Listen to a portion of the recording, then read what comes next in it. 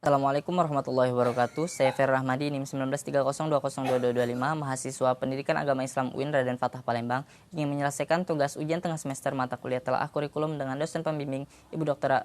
Khairawati MAG. Langsung saja menuju pembahasan yang utama, yaitu fungsi pendidikan agama Islam di SMP dan SMA. Berdasarkan keputusan Menteri Pendidikan dan Kebudayaan nomor 60/5 Romawi 1993 tentang GBPP, SLTP, dan SLTA, mata pelajaran pendidikan agama Islam menyatakan bahwa pendidikan agama Islam di SLTP dan SLTA sebagai berikut. 1. Pengembangan keimanan dan ketakwaan kepada Allah Subhanahu wa taala serta akhlak mulia peserta didik seoptimal mungkin yang telah ditanamkan lebih dahulu dalam lingkungan keluarga. 2. Penanaman nilai ajaran Islam sebagai pedoman mencapai kebahagiaan hidup di dunia dan akhirat. 3. Penyesuaian mental peserta didik terhadap lingkungan fisik dan sosial melalui pendidikan agama Islam. 4. Perbaikan kesalahan-kesalahan dari kelemahan-kelemahan peserta didik dalam keyakinan. Pengalaman ajaran agama Islam dapat dalam kehidupan sehari-hari.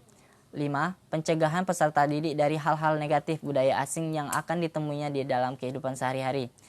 6. Pengajaran tentang ilmu pengetahuan keagamaan secara umum, baik dari sistem dan fungsionalnya.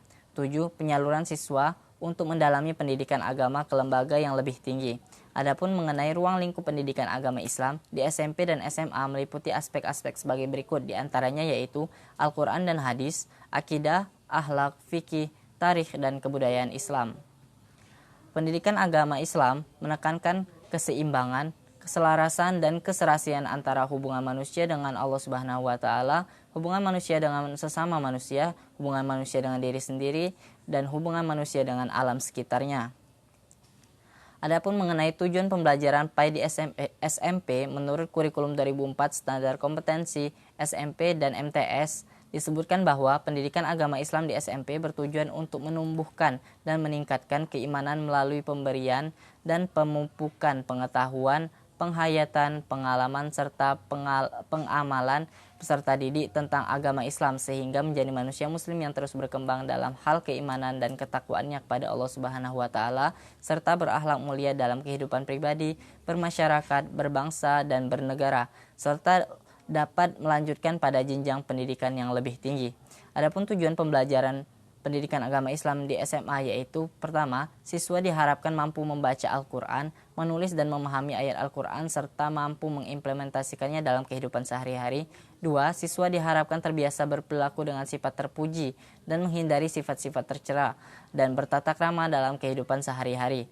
3. Siswa diharapkan mampu memahami sumber hukum dan ketentuan hukum Islam tentang ibadah, muamalah, mewaris, munakahat, jenazah, dan mampu mengamalkannya dalam kehidupan sehari-hari. Mengenai analisis pembelajaran fikih di SMP dan SMA, yaitu fikih merupakan salah satu mata pelajaran yang berbasis keagamaan yang merupakan salah satu bagian dari mata pelajaran pendidikan agama Islam yang diarahkan untuk menyiapkan peserta didik untuk mengenal, menghayati, serta mengamalkan hukum Islam dalam praktek kesehariannya melalui kegiatan bimbingan, pengajaran, latihan, keteladanan, penggunaan pengalaman, dan pembiasaan. Di samping itu pula materi fikih lebih terfokus pada penggayaan pengetahuan atau kognitif dan minim dalam pembentukan sikap atau afektif serta pembiasaan psikomotorik. Pembelajaran fikih di SMP meliputi sujud di luar sholat, puasa, mengeluarkan harta di luar zakat, haji, umroh, dan lain-lain. Mengenai pembelajaran fikih di SMA meliputi zakat, kurban, akikah, riba, dan lain-lain.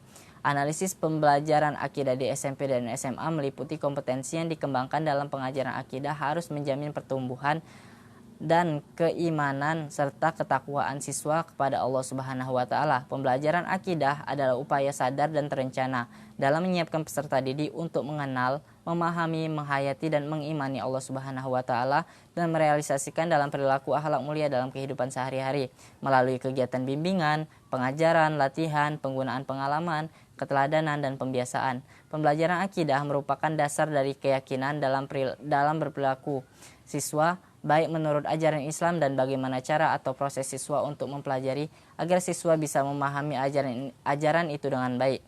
Adapun mengenai analisis perkembangan kurikulum di Finlandia dapat disimpulkan bahwa 1. Kurikulum di Finlandia adalah kurikulum dengan kualitas pendidikan terbaik di dunia. Adapun prinsip kurikulum di Finlandia yaitu 1. Non-discrimination and equal treatment. atau tidak ada diskriminasi dan mendapat perlakuan yang sama. Tiap anak punya hak yang sama dalam pendidikan, tidak membedakan kaya dan miskin. Semua sekolah sama, tidak ada sekolah favorit, tidak ada asesmen atau penilaian. 2. Receive, understand, and have their say in accordance with their age and maturity. Atau menerima pemahaman dan pendapat sesuai umur dan kedewasaannya. Yang ketiga yaitu examine, understand, and experience, atau melatih, memahami, dan mencoba. Siswa tidak belajar isi buku tetapi berinteraksi dengan ilmu. Untuk materi yang berkaitan dengan alam, siswa diajak bereksplorasi dengan lingkungan. 4. Ada 7 kebijakan pendidikan di Finlandia, yaitu 1. Seleksi guru yang ketat, 2. Gaji yang tinggi, 3. Pendidikan anak usia dini, 4. Kurikulum yang selalu konsisten, 5. Meminimalisir ujian, 6. Tidak ada ranking, dan 7. Biaya pendidikan ditanggung negara. Sekian dari saya, mohon maaf apabila ada kata yang salah. Wassalamualaikum warahmatullahi wabarakatuh.